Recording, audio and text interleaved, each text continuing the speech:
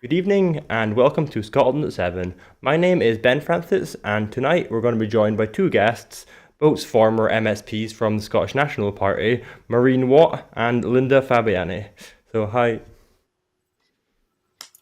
Hi, Ben. Hey. So, we'll move on firstly to the Ukraine update. On day 792, the State Department has said that ATACMS long range missiles capable of hitting targets 300 kilometers away had already arrived in Ukraine this month, at the President's direction, even before the US security package was passed by Congress on Wednesday. Ukraine is reported to have begun using long range ATACMS bombing a Russian military airfield in Crimea last week, and Russian forces in another occupied area in recent days. The Biden administration previously warned Russia that if it used long range ballistic missiles in Ukraine, Washington would provide the same capacity to the Ukrainians. Russia has since done so. Admiral Christopher Grady, vice chairman of the U.S. Joint Chiefs of Staff, has told Associated Press that long range weapons would help Ukraine take out Russian logistics and troop concentrations behind the front lines. He explained how the decision to supply them was considered carefully and at length. Ukraine's foreign minister has praised US politicians for approving the long delayed $61 billion military aid package for Ukraine, but said Western allies needed to recognize that, quote, the era of peace in Europe is over, and that Kiev would inevitably need more help to fight off Russia. Ukraine has stopped issuing new passports at offices abroad to some military aged civilians, according to legislation published on Wednesday, as part of measures to push them to return home amid manpower shortage in the army. The announcement came a day after the suspension of consular services for men aged 18 to 60 living abroad until the new law on mobilization is implemented. Ukraine's foreign ministry said the passport suspension applied to new applications and that any requests previously submitted would be honored. Ukrainian President Volodymyr Zelensky said a group of Ukrainian children were quote, in Qatar for medical, mental, and social recovery after Russia claimed an exchange of displaced children was taking place. Quote, all of them had previously been forcibly deported to Russia, but thanks to our friendly Qatar's mediation efforts, they have been released, says Zelensky, without addressing Russian claims that 48 children were involved in an exchange. Russia's Children's Rights Minister, Maria Livia-Belova, who is wanted for war crimes by International Criminal Court, claimed Russia was handing over 29 children to Ukraine and 19 were going to Russia. Ukrainian drones attacked oil facilities in western Russia, defense sources in Kiev confirmed on Wednesday. Officials in the western Russian region of Smolensk and Leipzig first announced the attacks, blaming Ukrainian unmanned aerial vehicles for starting fires at energy sites. Another drone attack targeted the Leipzig houses, metallurgical and pharmaceutical sites, Governor Igor Artamonov said. Russian forces hit a Ukrainian drone production facility and a Ukrainian army fuel depot, Russia's defense ministry said on Wednesday. So I'll start by asking you, Maureen, just to pick up on the weapons package that America has just approved. During this year and 2023, Ukraine hasn't managed to liberate substantial territory, while during the same time, Russia has been slowly advancing forward, especially in the Donbass. So the question is, do you think, or is there a risk that sending weapons shipments instead of pursuing a peace deal could have the unintended effect of prolonging the war and allowing Russia to occupy more Ukrainian territory, like we've seen in the last year? Well, No, I'm just asking. I think in terms of the munitions and the weaponry, Ukraine clearly can go ahead. They have said right now because they've been kind of limiting the amount of weapons that are going to the front line because of shortages of it.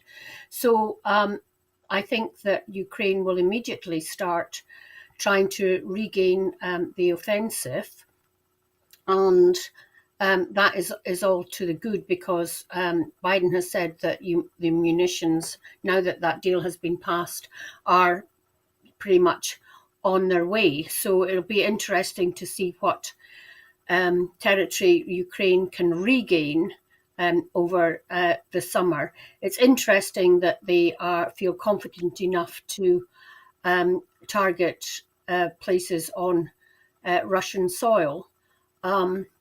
So it will be interesting to see exactly how Ukraine will reboot, if you like, its campaign to rid Ukraine of the Russians. And any peace deal is a long way off, given the backing now of the huge backing of the US and the United Kingdom. Yeah, well, I'm sure those weapons will have a substantial impact. So, looking at time, we'll move on to the next story, our Israel-Gaza update. At least 34,305 Palestinians have been killed and 77,293 wounded in Israel's military offensive on Gaza since 7th of October. The Gaza Health Ministry said in a statement today. The number includes 43 deaths in the last 24 hours. The US and 17 other countries, including UK, France, and Germany, calling for the release of hostages by Hamas and saying that there is a deal on the table that offers, quote, an immediate and prolonged ceasefire in Gaza in return. In the letter, they write, quote, the fate of the hostages and the civilian population in Gaza who are protected under international law is of international concern. We emphasize that the deal on the table to release the hostages would bring an immediate and prolonged ceasefire in Gaza. Briefing the media about the letter, a senior U.S. administration official said Hamas leader Yahya Sinwar had prioritized holding on to the hostages over securing a ceasefire. They said, quote, Hamas is holding hostage. They are releasing videos of the hostages and refusing to let the hostages go back to their families. And if they won't do that, this crisis will wind down. It's just a very clear path, end quote. Israel appears to be readying to send troops into Gaza's southernmost city of Rafah, the only corner of the strip that has not yet seen fierce ground fighting, and where more than half of the Palestinian territory's population of 2.5 million had sought shelter. An aid worker who was part of Belgium's development aid team has been killed by an Israeli strike on Gaza, the country's development minister, Caroline Genez, said today. The statement said at least 7 people were killed by the strike on a building that housed about 25 people, including displaced people from other parts of the Gaza Strip. Quote, the indiscriminate bombing of civilian infrastructure and innocent civilians goes against every international and humanitarian and the law, and the rules of war. Genez said. More than 200 aid workers have been killed in Gaza since the war began between Israel and Hamas. 16-year-old Khalid Rayed Arouk was shot and killed by Israeli forces during a raid in Ramallah, reports Palestinian news agency Wafa. A boy has been injured during an Israeli security force raid in the town of Beit Farouk, east of Nablus.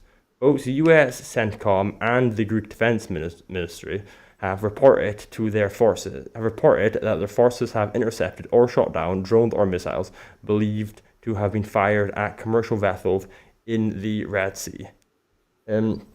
So, Linda, I'll just ask you the question.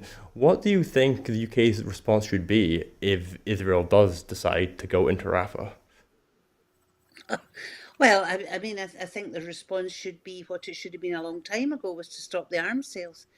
I mean, I would like to see, Hamas releasing hostages if it's talking about prolonged ceasefire, but I would like to see that coupled with arms sales stopping. And I don't, talking about Rafah, I don't think we should ever forget that the IDF, Israel, forced Palestinians to leave the north of Gaza and go down to the south to Rafah. And now they're talking about going into Rafah. It's just absolutely appalling. And the fact that the likes of the UK and the US are still supplying arms to Israel when you've got all these people there that are totally and utterly helpless in the face of it is just appalling to me. Do you think, as some people have suggested, the continuous funding or sending arms to Israel could perhaps constitute some sort of involvement in a genocide, if that is what the International Criminal Court deems is going on in Gaza?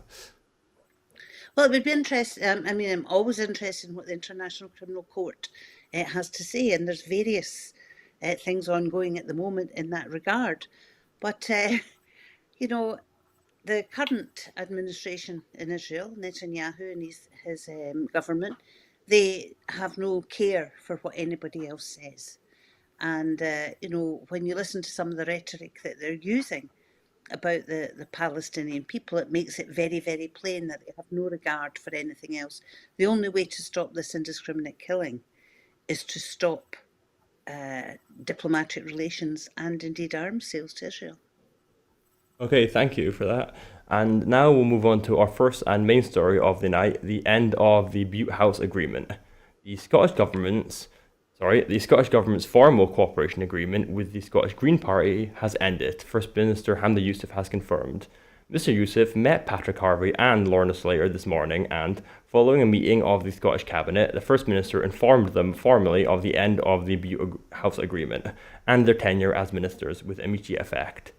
So now we'll go on to show you the statement from the First Minister. Good morning, everyone.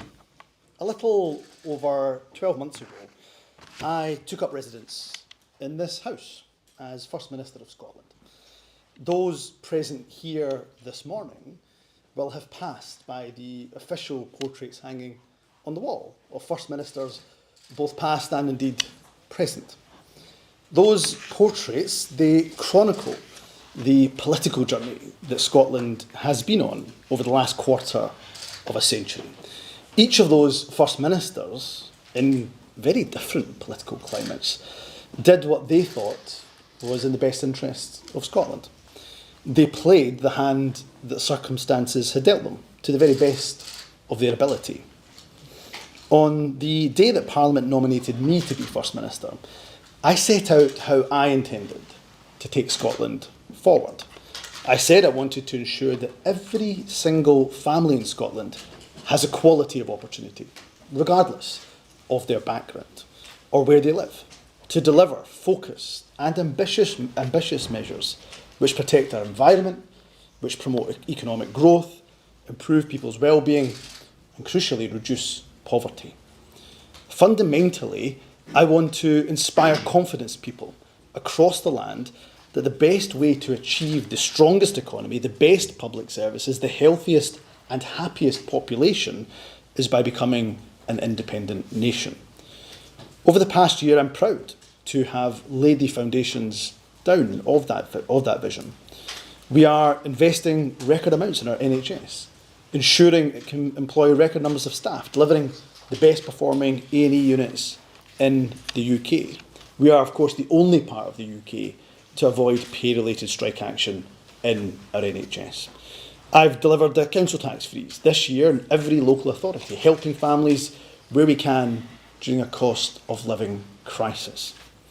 We've removed peak fares on our railways, and last week we approved plans for Europe's largest floating offshore wind farm. These are just some of the actions that are making Scotland a better country. During my time as First Minister, Scotland's economy continued to grow while the UK fell into recession. Average earnings in Scotland are forecast to grow faster than the rest of the UK.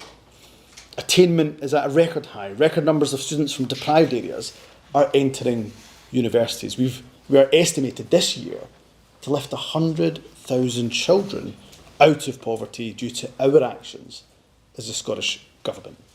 Renewable technologies generated the equivalent of 113% of Scotland's overall electricity consumption in 2022. And Scotland continues to be the top destination in the UK for foreign investment outside of London. And of course, just this week, a report from HMRC found that far from driving people away from Scotland, our progressive taxation policy has actually been accompanied by a net migration from people across the UK. Thousands more people are coming to Scotland than leaving, generating tens of millions of pounds in additional tax revenue. People and businesses are looking at life in SNP-run Scotland, and they are voting with their feet by moving here. Being First Minister is both an enormous privilege and a great joy. The privilege of being able to make a positive difference in people's lives each and every single day. And the joy of meeting inspirational people from all walks of life, each in their own way, making life better for their families and their communities, gives me an unrivaled perspective on the many opportunities, but also the many challenges that our nation faces. As leader of this government, I have to decide, how can we best meet those challenges? How can we grow our economy in a fair and sustainable way? How can we ensure vital public services, like our NHS, are the best they can be? And how do we play our part as a responsible global citizen, helping to tackle issues like the climate and nature emergencies? For almost 3 years, we of course have done that through our cooperation agreement with the Scottish Green Party. That agreement has undoubtedly brought a number of successes. That includes delivering a progressive budget which prioritises our NHS and public services over tax cuts for the wealthy. It includes, of course, free bus travel for under 22s, bringing ScotRail into public ownership, committing the first £75 million of the 10-year Just Transition Fund for the North East and Moray. Cooperation in any sphere of life is, almost by definition, a trade-off, one which the benefits of working together are held up against the limitations of compromise. And when it comes to our agreement with the Scottish Green Party, I believe that the benefits have outweighed the compromises. When I said that the agreement was worth its weight in gold, I meant it. However, it is now my judgment that the balance has shifted. The Butte House Agreement was intended to provide stability to the Scottish Government, and it has made possible a number of achievements, but it has served its purpose. It's no longer guaranteeing a stable arrangement in Parliament. The events of recent days have made that clear, and therefore, after careful consideration, I believe that going forward, it is in the best interests of the people of Scotland to pursue a different arrangement. That is why, following a discussion with my Cabinet this morning, I have formally notified Patrick Harvie and Lorna Slater that I am terminating the Butte House Agreement with immediate effect. I spoke to both Patrick and Lorna earlier this morning. I thank them for their substantial contribution to the Scottish Government and to Scotland and their public service over the last few years. I also made clear to them that my intention is that our respective parties continue to work together where we can in the national interest. Significantly, we are resolute in our determination to give the people of Scotland a say on their constitutional future, which of course Westminster parties continue to deny the people. In essence, I hope that we will still be cooperating, but just returning to, frankly, a less formal arrangement. To continue delivering for the people of Scotland, I believe it is right that the SNP seek to broaden its sphere of cooperation. And that then brings me to what happens next. Having laid the foundations for my priorities in government over the last 13 years, we will now step up our ambition, but we will do so as a minority government. That will be tough. We will seek to work not just with the Scottish Greens, but with MSPs from across the chamber. The SNP has, of course, governed as a minority for most of our time in office, and having served as a minister for a number of years during that time, I'm well used to working constructively with opposition parties to, where necessary, secure parliamentary support. And I have no issue, none whatsoever, in doing so again. It was, of course, under that arrangement that some of our biggest successes in government were achieved, be that the creation of Social Security Scotland, a progressive taxation regime, the creation of the Scottish National Investment Bank, and of course the introduction of free university tuition. So despite the many challenges thrown in our way, such as Westminster austerity, Brexit, a global pandemic, this government has delivered for the people of Scotland. But the challenges of yesterday are not necessarily the challenges of tomorrow. And the SNP needs the freedom and flexibility to ensure that we move Scotland forward and adapt to that changing world. We need to speak to the country with one voice, our voice. And as such, I am clear that today marks a new beginning for the SNP government. I have a clear policy agenda that I wish to take forward, one that centres around growing our economy and supporting businesses, improving our NHS, tackling poverty and child poverty in particular, helping households during a Westminster cost of living crisis, standing up for the rights of everyone in Scotland, especially our most marginalised communities, and, for the avoidance of any doubt, tackling the climate emergency. A parliament of minorities need not be, and I would suggest should not be, a parliament of enemies. At its best, the Scottish Parliament has achieved great things for the people of Scotland. And as we approach its 25th anniversary, let us all pause and reflect and rededicate ourselves to ensuring that it continues in that vein. Let me therefore conclude with a direct message to the people of Scotland. During my first year of leadership, I hope I've demonstrated to you that I am fighting to change Scotland for the better. I am working tirelessly to build a strong, sustainable economy which works for everyone, to strengthen our NHS and other public services, to build a country in which everyone feels accepted and is able to reach their full potential, and to do what I can, my own way, to create a more peaceful world.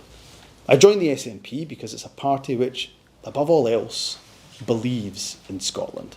We have unlimited ambition for all of those who are fortunate enough to call this country their home. As your First Minister, I will always, always put Scotland's interests first. So I'm sure both of you have been following the story quite closely, but I'll start with you, Maureen. So I'm just wondering, what do you think the ending of this coalition agreement, the Butte House agreement, was the right move by the SNP? And how do you think they've been carrying it out? Do you think it's been in an effective way? Well, I think Hamza had little option than to end the Butte House agreement, because otherwise it was very possible that the Greens would have pulled out after their EGM on Saturday, this coming Saturday. I think the vote of ordinary Green members is not reflected in the more measured approach of Patrick Harvey and Lorna Slater. I can't believe I'm saying that. But the Green membership is not kind of tuned in to what government entails. So I think they may well have voted to end the agreement, and it was better for the major party and the party of government to end it before it was pushed by the Greens, if you like. So I don't think Hamza really had much of an option. Whether it's been something that he's been contemplating for a while, I don't know. But clearly the dissent within certain aspects of the Scottish National Party haven't helped. And it'll be interesting to see what happens in that area going forward. So Linda, what do you think about looking in the wrong direction? Yeah. Well, I generally agree with Maureen, and I mean, I would go a wee bit further about the issue of the Green Party's EGM and stuff, because that was creating instability within government, and that's something you don't want. And to be perfectly honest, you have an SNP cabinet and government and two junior members in the Green Party who have contributed. Of course, they have. But there's also been a few. I'm trying to think of a nice way of saying it. I would take a deposit return scheme, for example. I mean, I think they screwed up on that. So the First Minister can't be held to ransom by a potential vote of a party being taken by those out with government. So I don't think Hamza Yusuf had any option at all other than to do what he did. And I'm quite disappointed, I have to say, at Patrick Harvey and Lorna Slater's reactions to that.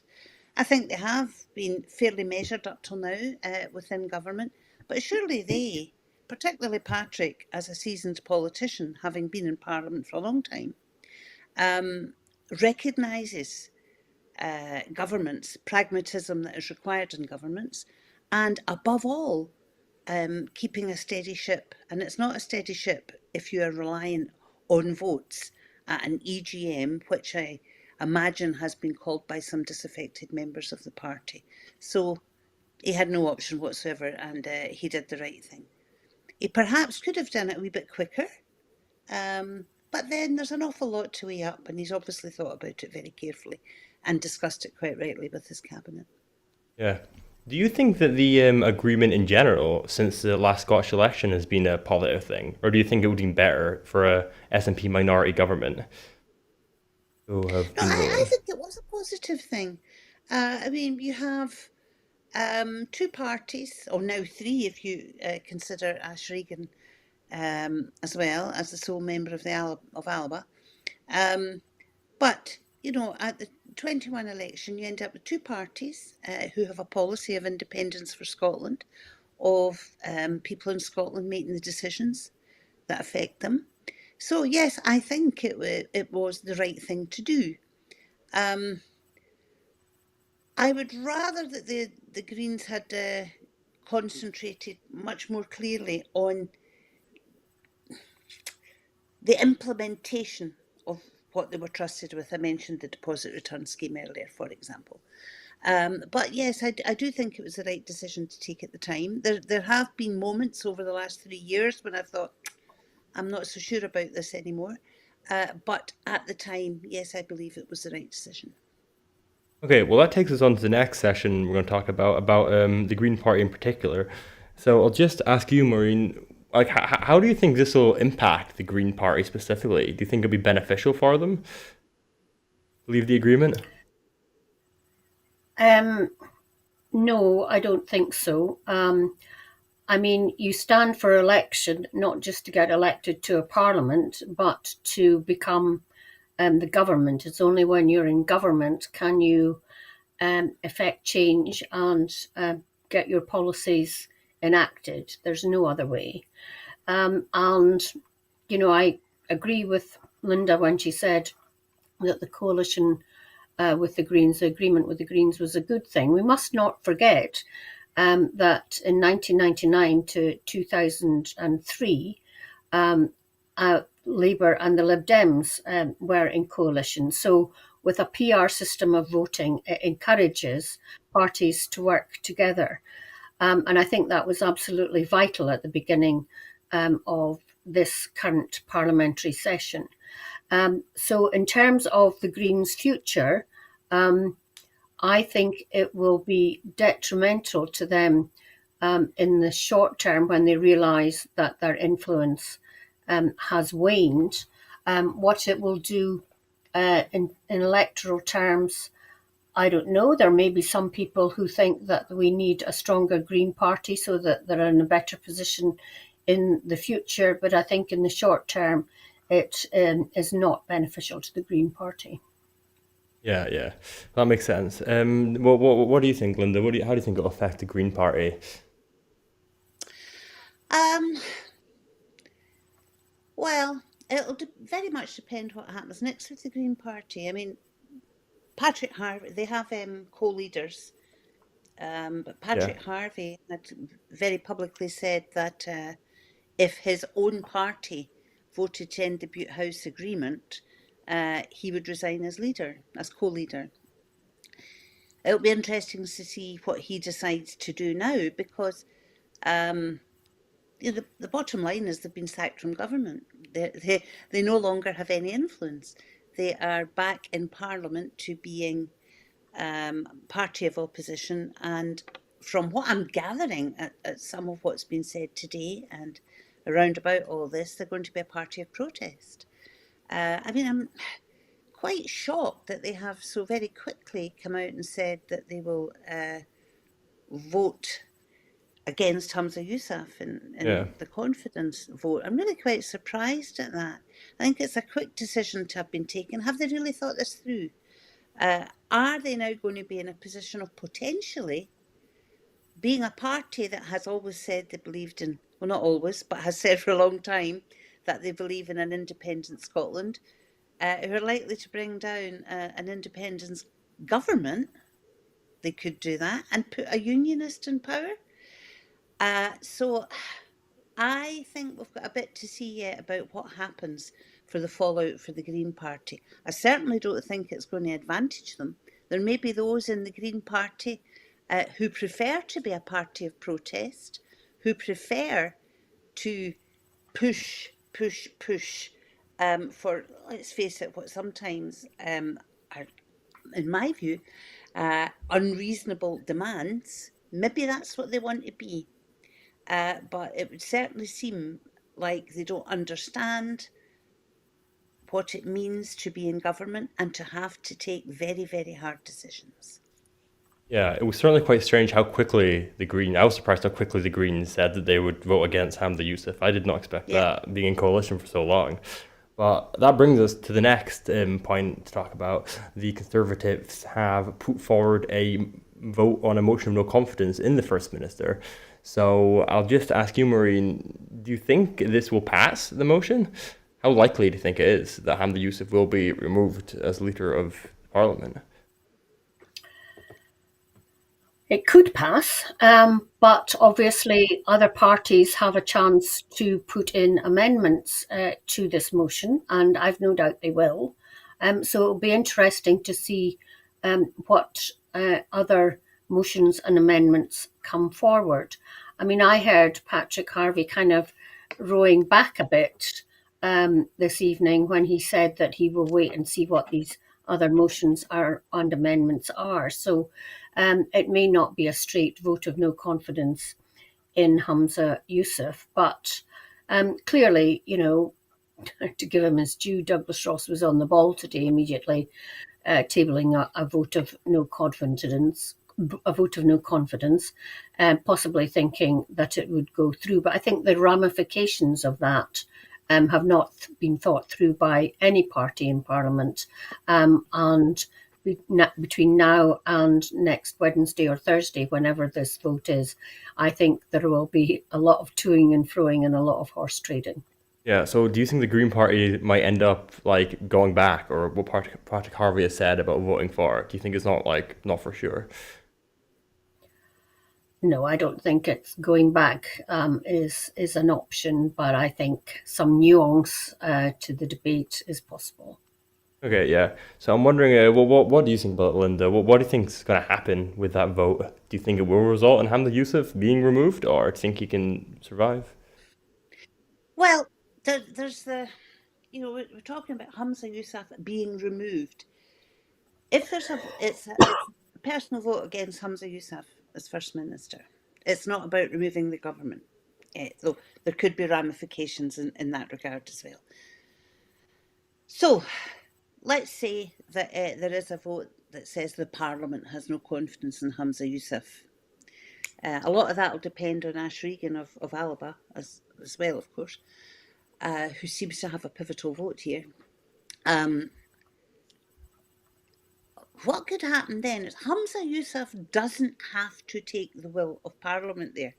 Of course he probably would. Yeah. It would be ridiculous not to. How could he be First Minister, really, if the Parliament says there's no confidence in them? It would then be interesting to see what the SNP does about that, what the Greens in saying that they believe in independence, what they would do in that regard, it would be up to the SNP as the largest party to perhaps put other people forward. Other parties can put someone forward as well, and the Parliament would have to decide who they would think would be best First Minister. Of course, the crash and burn thing here would be to end up with an election. And the Parliament sits on 5-year terms, and that's within the Scotland Acts. So if there was to be an election, it would only be for a period of less than 2 years before the next election. So I keep asking myself, do the Tories really want an election in Parliament? They're facing what all the commentators say is more or less annihilation in UK terms, and the general election has got to be held by January next year. We don't know when that'll be. So do the Scottish Tories really, in that scenario, want to put themselves up for election? Because they'd be likely to get gubbed by Labour and end up losing their position as the main opposition in the Scottish Parliament for another 2 years. So there's an awful lot going on here, and Maureen's right. There's going to be a lot of horse trading goes on. It'll be interesting to see how this comes out and what people actually end up voting for and what the outcome will be. I'm interested in the Ash Regan scenario. I see she's put forward conditional support lines. We'll have to see what comes back on that. Yeah, so on Ash Regan in particular, like you've said, yeah, there's such a thin margin. She could be the deciding vote. Like, well, do you think it is likely that she will vote against Hamza Youssef? Because obviously she stood against him. She left the party, but I'm sure you know a lot more than me. No, I'm afraid I can't get my head round what Alba's motivations are in very many ways. Again, what I would say is that, Alba's a party that believes in independence. So I'm finding it difficult that there are two parties that believe in independence who are quite clearly saying, see, if we don't get what we want, we will work to bring down a government in Scotland that believes in independence and put a unionist government in its place, perhaps. It's a very strange scenario altogether. So I hope there's a lot of big talk going on that won't come to anything. Yeah.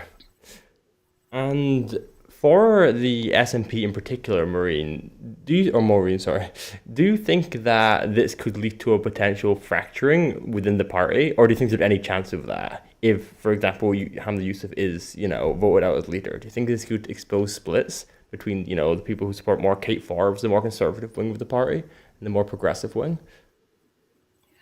Well, I think if press reports are to be believed, because I don't really have an into what the dissidents in the SNP currently have. So it seemed to me that they were very much against the Green, the coalition with the Greens. Now that that's ended, one would have thought that they would come back into line. And I think Linda is right. It'll be interesting to see if Hamza does speak to Ash Regan. I think that's probably inevitable. I'd love to be a fly in the wall when he teases out anything that she comes forward with, because I don't think much of what they are talking about has been thought through. And there's much that in terms of, for example, women's rights, the misogyny bill is due to come forward in this Parliament, which is all about women's rights and should negate any dissent that there has been about bills that have gone through in the past. So, Linda and I were there when that hate crime bill was discussed, and I remember exactly what that when the idea of Dame Helena Kennedy taking forward an inquiry into that was launched. So, and the results of that are going to be coming forward in a bill. So, as I say, it will be interesting to see what the discussion with Ash Regan is about, I hope to heck that Alex Salmond isn't in the room as well, that it's purely between Ash Regan and Hamza Yousaf. The idea that the SNP as a party would immediately fall in behind Kate Forbes if Hamza Yousaf was to lose the vote and resign is wishful thinking on the part of some and pie in the sky, I think. So it would be interesting to see who would come forward in any future leadership election. I don't think it's necessarily just a Hamza Yousaf, Kate Forbes axis. So do you think there could be a more sort of moderate, or not moderate, but like somebody who's trying to unifier coming to leadership in the SNP if there is an election, if Hamza Yousaf does get removed by the vote? Well, yes, there are umpteen people who could stand as candidates, and that's something, speculation, that I'm not in a position to go into. Well, then we can move on to the last section, the consequences for Scottish independence. So, Linda, what impact do you think it will have for Scottish independence? Because, as you're talking about last time, this is probably the most split we've seen pro-independent parties in at least in my lifetime that I can remember. Well, you are young then. It's not too long, but Yeah. I think we have to separate some things here. Just about the general discussion. We have to separate Hamza Yousaf as First Minister of Scotland within the Scottish Parliament, heading the Scottish Government, and Hamza Yousaf as leader of the Scottish National Party. They are two completely separate things, and they should be kept separate. So in terms of Hamza Yousaf as First Minister of Scotland, leading the government and the Scottish Parliament, I think what has to be borne in mind here is something that nobody seems to be talking about, and that's the effect on the country.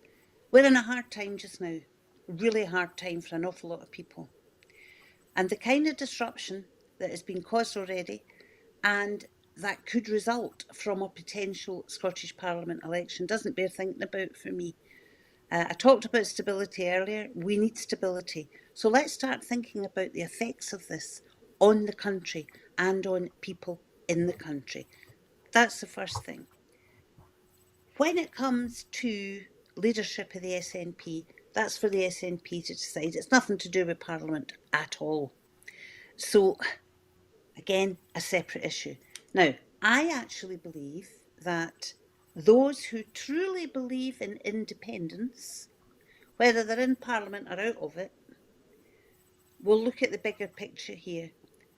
So in Parliament, there certainly should be nobody in the SNP that would have any doubt that they should be standing foursquare behind Hamza Yousaf as First Minister, and to keep the Parliament going for the benefit of everyone in Scotland and for the long-term benefit of independence that would come. As far as the party is concerned, the party will come together and properly decide about leadership issues should that eventuality arise. So, keeping things stable and keeping our mind on the main goal of independence, and I am a lot older than you, Ben, as is Maureen, I have to say. So we have seen this all before. And the dream of independence, if it is truly held by people, does not die.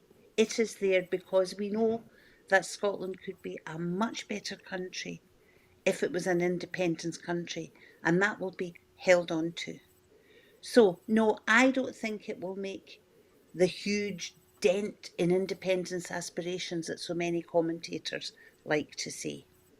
So, as I say, separate these issues and keep our eyes on the big picture. Yeah, that's definitely a good point. Yeah. So just finally, Maureen, what was your reaction to that? What Linda just said? Yeah, I mean, Linda's right. As a party in government, you are responsible to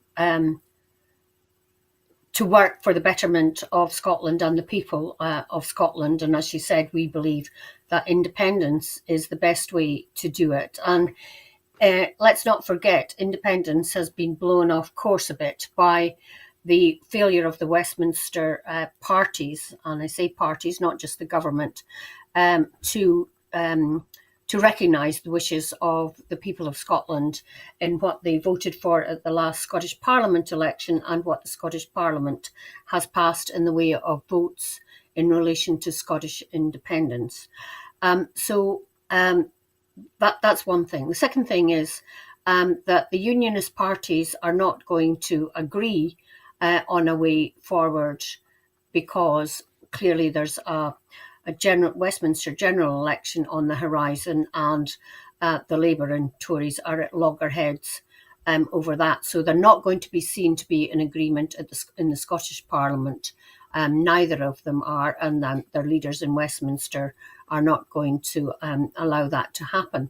The one thing that we haven't mentioned is whether parties will still vote en bloc, or whether there may be one or two, and it only takes one or two people in the other parties who do not agree with the motion that's coming up, or the way that their parties have behaved in Parliament. So I wouldn't rule out something along those lines happening. Yeah, that's definitely a good point. Yeah. And so, just finally, Linda, I'll just go to you. Do you have anything else that you'd like to add on the discussion before I move to the next story? Not particularly to add, but to reiterate, this is about serving the people of Scotland, and nobody in Scotland's Parliament should be in doubt that that is the most important thing here, and really think very hard about what they're going to do. And Maureen, do you have anything you'd like to add just before we move on? No, I think Linda summed it up very well. All right, thanks. So we'll move on to our next story. Emmanuel Macron criticizes Rwanda-style asylum schemes. Emmanuel Macron has criticised migration policies that involve sending people to African countries as a betrayal of European values, just days after the UK government passed its Rwanda deportation bill. The French president made the remarks in a wide-ranging speech today, aimed at warning Europe against overdependence on other countries for security and trade. Turning to migration, he said he did not believe in, quote, this model that some people want to put in place, which means you go out and look for a third country, for example in Africa, and send our migrants there. He added, quote, this is a betrayal of our values and will lead us down a path of new dependencies on third countries. Macron did not mention Rishi Sunak's Rwanda policy directly, but did not hold back in giving his views on Brexit. Britain's departure from the EU was, quote, an explosion, whose negative effects, from what I can tell, have meant that today nobody dreams to pursue exits, neither from the Europe nor from the euro. After the speech, Olaf Scholz, the German Chancellor, tweeted, quote, France and Germany both want Europe to remain strong. Your speech offers good ideas for achieving this. Hashtag Emmanuel Macron. Together, we will make progress in the EU, politically and economically, for a self-assured and innovative EU. Viva la Europe. The SNP's Home Affairs spokesperson, Alison Thiel's MP, has today demanded answers from Sir Keir Starmer over whether a future Labour UK government would keep what she describes as the, quote, cruel and callous Rwanda policy after the next general election. Her call comes after close ally to Sir Keir Starmer, Baroness Jenny Chapman, admitted that if the Rwanda policy was successful, then the Labour Party could keep the policy when they were in government. So, Linda, do you think the Rwanda scheme could risk isolating the UK at all, or do you think Macron's comments aren't very substantial and don't represent, Well, I think the UK government has already isolated the UK. I was interested in Macron's speech, and his terminology of the betrayal of European values. I mean, I think the Rwanda policy is a betrayal of the values of any decent thinking person, I have to say. And the effect of it, just the effect of it on the individuals who could end up being sent to Rwanda, the effect of it on the UK in international standing, because it is against, rulings of international courts and stuff. Yeah. And also the effect on the countries in Africa that Rwanda and that they're sending people to. It's just an absolutely appalling policy. And I've just picked up from you there, because I hadn't heard this before, Alison Thulis's comments, which are quite right. But, the fact that somebody in Labour has said that Labour may hold on to this policy if it's seen to be effective, well, that's a betrayal of the values of Labour voters over decades. And if they're seriously going to backtrack on what they've already said, that they would stop the Rwanda policy right away, well, they're totally beyond the pale as far as I'm concerned. Yeah, that was the first I heard of that. I was quite surprised. I mean, not that surprised because Labour, but still, I was somewhat surprised. I hadn't heard it before. But Maureen, do you have anything else to add on what you think the impact of Macron criticising, or not directly, but implicitly criticising the UK government's policy could be? Well, I think we mustn't forget that there are European Parliament elections coming up in June. We hear absolutely nothing about them, of course, in the mainstream media, because we're no longer part of Europe, and we don't. The mainstream media and the UK government or the UK parties don't want us to hear what's going on in Europe. So I think it was a speech made in that context of European elections coming up, and maybe to try and dampen any surge of right-wing parties in Europe, because this is what people would be looking at if they followed what the UK government has done in relation to migrants. Is it going to stop the boats?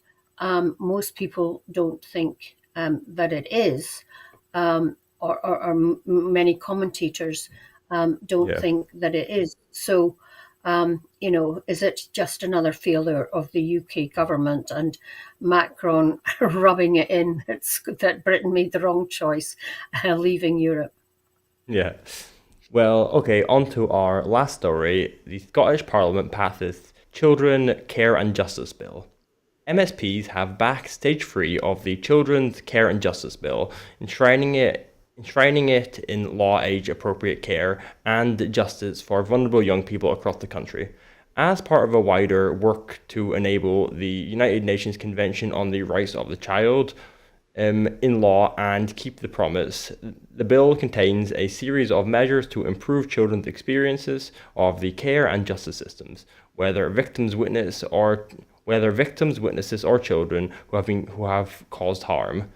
It ensures children are kept out of prison, in ending the placement of under 18s in young offenders institutes, with secure accommodation being the normal place of detention instead. The bill also provides new reforms to support victims, including providing a clearer understanding of their right to request information from the children's reporter and a new single point service for victims in the hearing system. Further measures include strengthened referral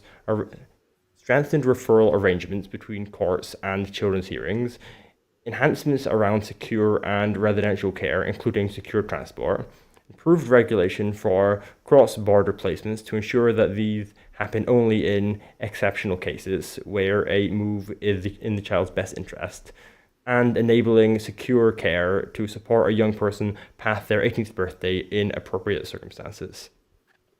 So, Maureen, what impact do you think this bill will have for young people in Scotland? Well, I think this kind of legislation is very much in the spirit of what the SNP has been trying to do to help children and young people since 2007. There's been so much legislation and policies to help young children build and have a more secure and better life in Scotland, and this helps with that.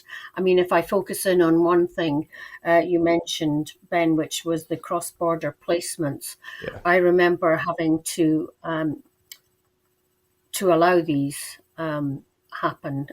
The paperwork on these came across my desk, not frequently, but I spent many hours reading every part of the paperwork that came across. It's a terrible decision to have to make, to separate a young person and put them in secure care, the best possible care that's perhaps not available in Scotland. And I asked for every other option to be considered before it happened that they had to be placed cross-border, and made sure that it was for the minimum time possible and that the reviews were very frequent. So I'm pleased that the legislation on this has been tightened and perhaps made more explicit, because that was a very difficult decision to have to take. Yeah, no, sounds quite hard. And just Linda, do you have anything to add in that? What impact do you think it'll have? How needed do you Well, think it is? it'll have good impacts on the child justice system. Yeah. Also, I mean, the children's panels are something we should be quite proud of in Scotland, and any strengthening of that and of the rights of children and young people in that regards to be welcomed. But what I would add is there are so many good things that the SNP government has done since 2007. A lot of them in relation to young people like this, and that work carries on. And sadly, it's very much forgotten when we get a bit of drama going on in the Parliament and the negativity gets discussed. Meanwhile, there's a lot of good work going on, and I think the SNP government's to be commended over the years for many good things that people have forgotten about. So that would be my finishing comment. Yeah. Well, that is all for this evening, but before I go, I just want to remind you that at Broadcasting Scotland, we depend on the generosity of our supporters. Our programme will always be free to view, however, if you can afford just £5 a month, please consider becoming a Broadcasting Scotland supporter. To everyone who's donated and to everyone who has signed up to make a regular monthly payment, thank you very much. Our focus must now move to securing the future of independent broadcasting for Scotland by growing our subscriber base and our regular funding. So thank you to our guests, thank you Maureen, and thank you Linda, and goodbye, and thank you for watching.